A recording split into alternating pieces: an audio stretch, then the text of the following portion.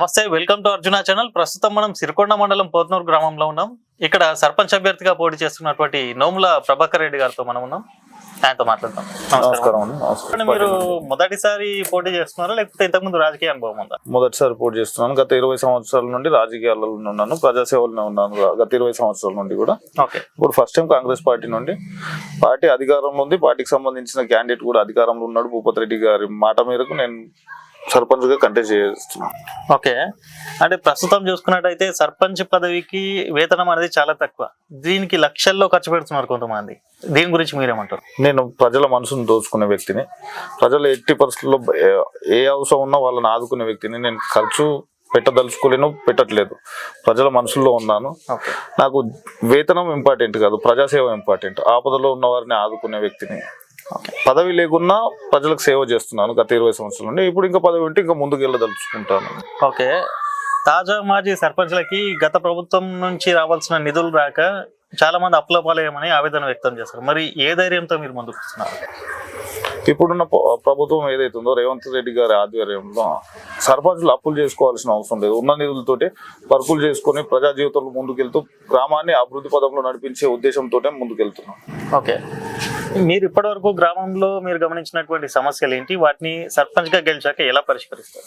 ముందస్తుగా అయితే గ్రామంలో ఉన్న సమస్య ఫస్ట్ ఆఫ్ ఆల్ ఏంటంటే త్రాగునీరు ఒకటి, సైడ్ డ్రైన్స్, సిసి రోడ్స్. ఈ మూడు ఫస్ట్ ఆఫ్ ఆల్ నేను సర్పంచ్గా గెలిచిన సంవత్సర కాలం లోపు నుండి 2 సంవత్సరాల కాలంలో పూర్తి చేయదలుచుకుంటాను. ఓకే, అయితే మీరు ఈ సమస్యలు చెప్పారు కదా, మీరు గత పాలకులు పరిష్కరించలేని ఈ సమస్యల్ని మీరు ఎలా పరిష్కరిస్తారనుకుంటున్నారు? ఇప్పుడు అధికారంలో ఉన్నాం కాబట్టి, రేవంత్ అన్న ప్రభుత్వం ఉంది, నాకు అనుకూలమైన భూపతి రెడ్డి గారు ఉన్నారు, నాకు అండదండలుగా.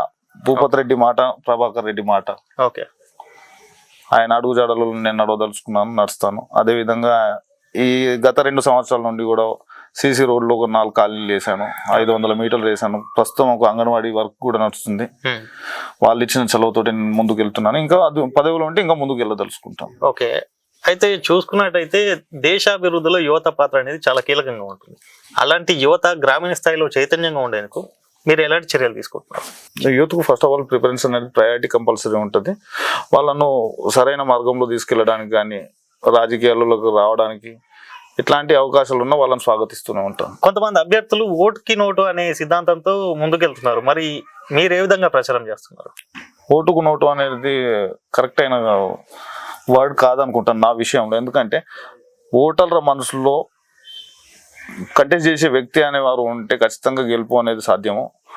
ఓటుకు నోటు పంచడం అనేది కూడా సరైన వ్యవస్థ కాదు. పార్టీలకు అతీతంగా ఒక 30 మందికి సీఎం రిలీఫ్ ఫండ్ ఇచ్చాను. ఫస్ట్ ఆఫ్ ఆల్ 30 మందిలో అత్యధికులు బీఆర్ఎస్ పార్టీకి సంబంధించిన వాళ్ళు. గత 15 రోజుల కింద కూడా ఒక 7.5 లక్షల ఎల్ఓసి ఇచ్చాను పేషెంట్కి. ఇప్పుడు ప్రజెంట్ నిమ్స్ హాస్పిటల్లో ట్రీట్మెంట్ జరుగుతుంది.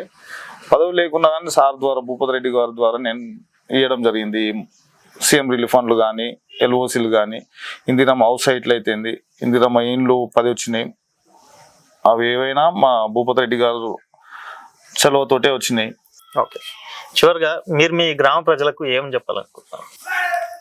పోత్నూరు గ్రామ ప్రజలందరికీ నమస్కరిస్తూ చెప్పేది ఏంటంటే ఒకటే విషయం, నేను కాంగ్రెస్ పార్టీ అభ్యర్థిగా పోత్నూరు గ్రామ సర్పంచ్గా కంటెస్ట్ చేస్తున్నాను. నాకు వచ్చిన గుర్తు అటువంటిది కత్తెర గుర్తు. మీ అమూల్యమైన ఓటును కత్తెర గుర్తుకు వేసి నన్ను గ్రామ సర్పంచ్కి గెలిపించగలరని ఎలా అందరికీ అందుబాటులో ఉండి ప్రతి ఒక్కరి సమస్యకు ముందుండి సమస్యను సాల్వ్ చేసే బాధ్యత నేను తీసుకుంటానని తెలియజేస్తున్నాను.